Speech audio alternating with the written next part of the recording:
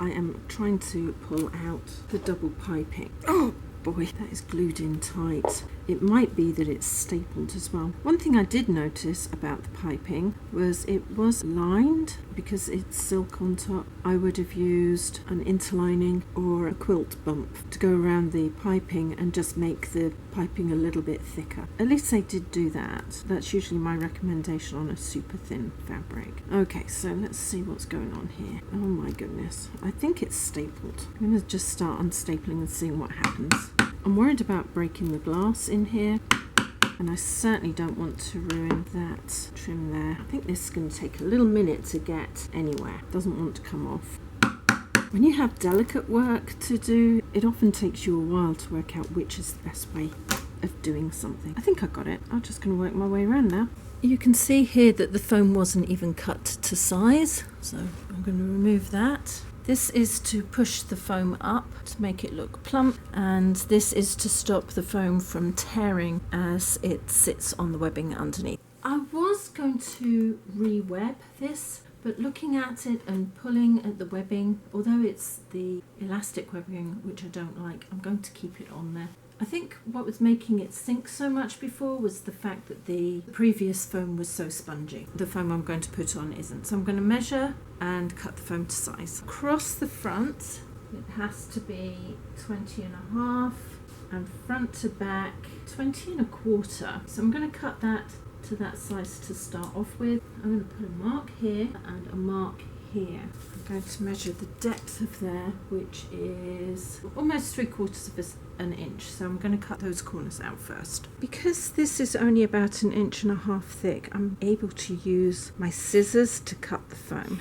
I'm going to try that in place again. I'm going to mark where that leg goes down there, and the same on the other side. I've put this on so this piece here is in the center. If I pull that over, it comes to just the other side of this ridge here. The other side is a bit shy, which means I can move the pattern that way. I'm going to cut that down here. I can't ruin the fabric. It was very expensive, and my friend had it sent over from the UK, so I'm sure she's got another project that she wants to do with this. I'm going to come to the front and kind of measure over, which comes to there. So I'm actually going to cut it along here, so I've got plenty of fabric to work with, all the way across to that point. I've marked the center here, and I'm lucky I don't actually have to mark the center of the pattern because it's already there. Fold that up so it looks even and bring it down because it's quite a bit longer, and I'm going to put a staple there just to hold it. I haven't taken it as close to the bottom as the original people have. I've taken it up about 1/4 inch because the trim that's going to go on will cover that. I'm going to put the front on. Here again, I have marked the center. Bring this down and into place. The front of this pattern's a little bit easier to follow because there's a center all the way up. Put that there. And then I'm going to look to see where it all lines up because I want it to look even. Measure from here to get the center of the seat area and bring this down. The center of the pattern here is along this line here, so I'm going to bring this line in to here. I'm not going to pull it too much because I need to make sure the other side is in place too, to more or less the same place on the pattern. And now I'm going to put the other side in. I've measured it off to here, but I do need to cut this back slightly so it's above the border that I need to cut it to. So having measured from this point, which is on that groove at the top here, I'm going to measure across to the top of this one and put a pin in across there, and again here, and also along the top here, 1/2 inch. And then I'm going to do it on the other side too, so that when I pull it in, it's nice and even with that point. I'm going to pull this one here. This is on the top here on that ridge, and I'm going to pop that in about 1/4 inch higher, like that. And then I'm going to pull this one out to the side, to the ridge. It's a little bit awkward because it doesn't want to rest on that ridge, and pop that in too. And then out to the side, pulling this way at the moment. And again on this side. If it looks a bit squiffy, just pull it down and it'll straighten out. And the same there. Once it's in place, I can remove the pins because I don't need them anymore. And I'm going to go to about 4 inches in from either side, just to here, and put that one in too. Make sure that's straight. thing, when you've got straight lines, you need to make sure they are straight. And now I'll do the same on this side. I've rolled this up so it starts filling in the back here a little bit, and I've cut it around here so it kind of goes around the leg of the chair, but not too much because I'm just messing with it at the moment. I think what I'm going to have to do is take those out and just measure across and center it here because it seems to be going in this way, which is fine. So I've cut my little corner out like that, pull that all the way down to the back so it's nice and even across the back of the chair. There's my center line.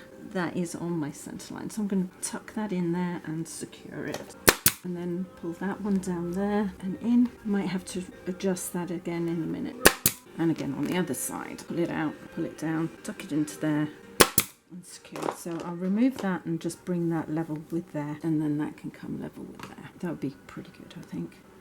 I just got to get it as even as I can. I'm going to undo this because I'm not really happy where that centre mark is. It was only there to hold it anyway.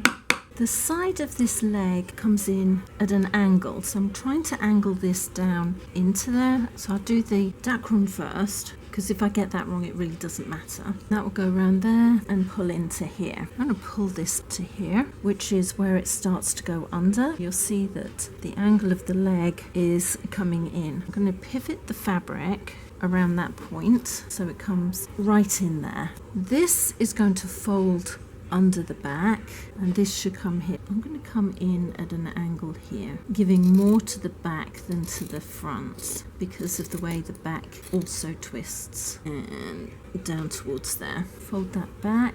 It looks like I could actually come back that way a little bit. I'll just straighten that out just a wee tad and see if I can work that in to look nice and even. A little bit more working on there should do it. You don't want to go all the way in straight away, otherwise you're going to get it all wrong, and that's not good. I think that will do. That comes around the front and under, and that comes around the back and should come into place. If I turn this underneath and bring that in almost straight, that comes in quite nicely on that side, and if I push the stuffing up into here, this will come around and into place here. It doesn't look like it's getting caught up. I think that will work. I'm going to secure this side first so it doesn't move. Take that to here so the fabric still gets turned around it. Fold that around the dacron so I get a nice firm finish and it doesn't show anywhere here because I need to put it on the other side. I'm just going to put a couple of staples in to hold that into position rather than do anything at the moment. I've put 2 temporary staples in here. I don't need all of that in there, so I'm going to cut this back. Because this comes over here, I'm actually going to put a little clip in here so it goes over that piece of wood a little bit easier. It'll just open it up slightly for me. I think that's almost smooth. It might be a little bit knobbly because it's right on the corner. I'm trying to push everything up and in. I think this will come in a little bit straighter, and then here. I need to take some more of this out, work the fabric until it's where you want it and as smooth as you can make it. That means fold it under and pull it out and fold it under and pull it out. That's what you have to do. I think that's almost it. A little bit more out of here, that's just still too much. Mainly because fabric isn't very forgiving, it gets a bit lumpy, whereas dacron is a little bit more forgiving. Push that underneath there and pull it back a little bit more. There we go. Then into that shaping like that. I think that's it. Under and out and in. Maybe I need to take some of that dacron out. Maybe not. This is the part that takes some time because you really want it to be folded and into place. And I'm going to secure across here now.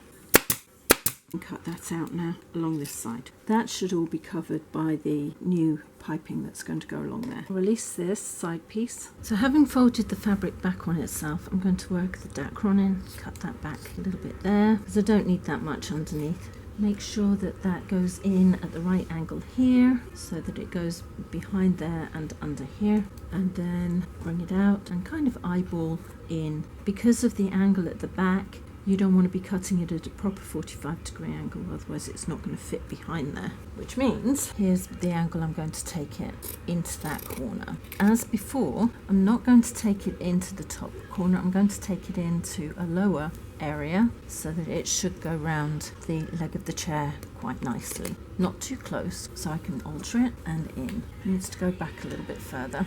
Only because this line here, not that you can see it, is a bit further back. That comes round and in, and that comes round and back. I think this time I'm going to work in the back, so then I can work in the front. and that's only so I get it nice and even along there. Take this out a little bit and trim a little bit more off here, like I had to on the other side, but I'm going to go straight up to start off with. I think what I'll do is I'll measure up on this side and make sure that this side is the same distance, although I think that might be it actually. I eyeball it and it looks about right and secure, and the same here.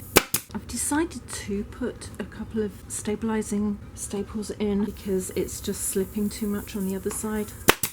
I need to take that in a little bit more so that it folds over that piece of wood and comes in. Take some of this out so it's not quite so bulky just on that edge. And I will actually put that under there so it fills out here a little bit better. My only problem is it as even. I think this side has gone in better than the other side. It's just that that packing went in a bit better. Again, trim this out here so it's not so bulky behind there. Fold that under. That sometimes happens. One side will go in better than the other. So long as the fabric look about even on both sides, that's all that really does matter. And they do. It's only me who'd notice anything strange going on. I'm going to pull this down a little bit more and into place. As long as this is on that line, I'll be happy. And I'll straighten this one out here to pull it slightly more into place, and then I'll cut back. I've just put my marker points on here because if I don't, the fabric might shift slightly if only one side is being held in. You don't want to risk causing patterns to twist, especially if they're symmetrical.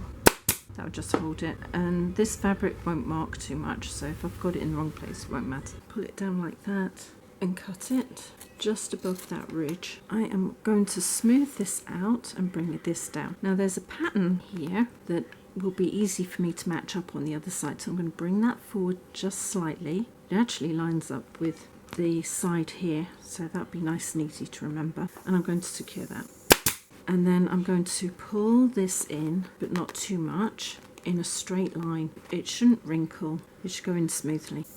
Now a little bit further back on the chair, I have the same pattern that I've just pulled in there. I'm going to pull that in also to that ridge and straight down. The reason is that although it's the same pattern, the front of the chair comes down slightly more than the back. And I'm going to just try to get that in as smoothly as I can all the way in between. Actually, that pattern there could come in to there, and I could use that as a marker as well. So I'm just trying to mark it and pull it in evenly so there's no ridging. And then to the back, I'm going to release these two and pull the fabric all the way to the back and into place. I can't use this pattern which is here as the marker because that comes down too far. I've cut all of this back, pull that back, tuck that under even more, and then staple that into here.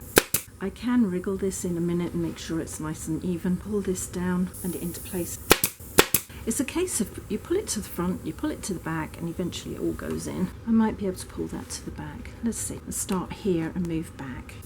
Although the marker points are there, I'm just going to bring them in slightly so it's nice and tight. I'm bringing the fabric towards the back as I go. There we go. And it should come in without giving too much of a ripple there. And then I will rework here. It just means I've got to take a little bit more fabric out of this corner, and then it will go in nicely. Maybe ½ an inch all the way to the back. Wriggle that forward like that, and then in just here. And I want that quite sharp on there because of the way the piping's going to go in. So I don't want it to be rippling up. Maybe a little bit more just out of here. I'm pulling the fabric forward just a bit, and it seems that it could go in maybe ½ an inch further down. So I'm going to undo these, pull it in, and then work my way to this corner here and see what's going on here, and then I'll put this side in. Across here, I'm going to try to keep this line in straight. That should be okay to follow. And I'm going to bring it into this corner here. So I'm going to come straight again here. Just take this bulk out, straight up the side of the chair leg like that. And although I've started cutting along here, I'm actually going to just cut this out from here. I can cut more out in a minute when I get there. Bring this in a little bit closer here and down, but not too far down. I can always change this as I go along. Now for the side, I'm going to just ease this into a straight line as I can, pulling it forward. That should be okay there. and then again pulling it forward slightly so that I can take some of this bulk out at the front. I also have to remember how it goes in so that I can get it done the same way on the other side. When you get within about 4 inches of the front, I'm actually going to take some more of this out and just a wee tap there too. So this corner I'm just going to bring in like this. This has actually come forward compared to there. That's fine. It's not very much forward. And down, and one more, because that takes it to the corner here. Fold that in and bring that down. So there's a nice straight edge. It's going to work. So what I'm going to do is I'm going to just cut all of this extra fabric out because I don't need that to go in. Before I do bring that down, fold that around like that, and I'm going to secure it at an angle. I'm going to pull that down here and in and straighten it up as I go. Bringing that down, and I'm going to make sure that it comes in and gives me a nice corner here. So I'm going to cut all of this across to the back and then I'll start on the other side. Pull out to the side and down first to make sure that goes in and secure it.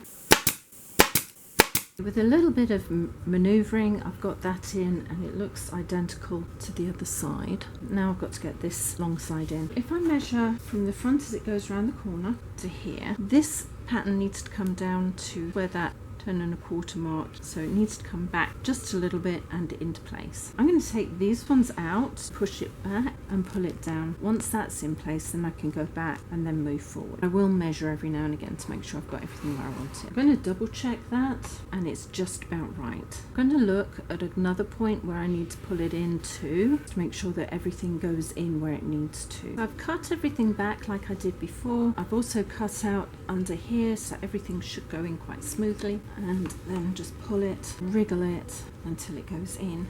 I'm just going to pull these in so it's even. Pull this in so it doesn't look so bulky, and then I'll start moving forward like I did before, because these are just being pulled down. All of this is going to be pulled forward. I'll probably take another point of reference along here just to make sure it's going in where I want it to be, and that will be even. Cut this corner out just so it squares up. Don't want it too close. I'm going to bring this in. This line here goes across the top. Pull that in like that so it follows, and I'll carry on putting this in. I cut this 2 inches wide. See, there's a slight pattern that goes that way, so I'm actually going to do it this way. It's kind of upside down, but it'll work. Just sew all the way across. Pop that down there, put it on a small straight stitch and sew all the way across. Because this fabric is rather slippery and a little bit thick, I am going to pop this under my single piping foot like this, and I'm going to sew all the way along on the longest stitch possible. The outside edge of this fabric should be running more or less with the outside there to keep it even. There we go. And I'm going to pull the fabric towards this side so it goes in nice and tight all the way down. As I get to the seam, I'm going to just open the seam up, fold the fabric around the piping cord and carry on going. This ensures that the fabric is spread out where the seam is.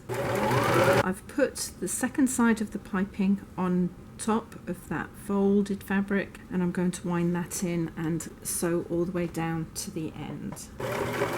I felt that the fabric was a little bit too slippery for me, so 2 rows of stitching down the centre won't be a problem, as long as it's as even as possible. I do need to keep this tight against the outside edge, not too tight. As I come in again to the seam, I'm just going to make sure that's still open and flat as I sew over it.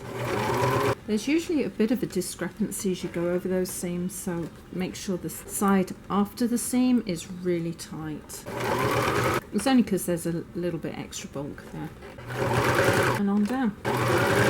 Seeing as this is only a short length of trim, I'm going to pre-cut it. Usually I cut it when I'm putting it on because it's easier to control. I'm going to trim this back just slightly so that I can fold this in, put a little bit of glue in there and just maneuver it so it holds. That's hot. It doesn't want to work. That grey shows, so I'm going to cut that out so it doesn't show so much. Sometimes you have to rework things a little bit. I will cut that corner down a little bit more so it's not so obvious. I'm going to put some glue on the back of here, and I'm going to place that into position. And it's hard down onto that ridge that's there. I'm just going to make my way on round this chair. I'm a little bit worried that this isn't going to hold properly. It just doesn't seem to be setting up like I'd like it. So I am using these. These are little gimp tacks. I'm just going to put one at the top here to hold that into place. If I can get it in, that is, because they're tiny.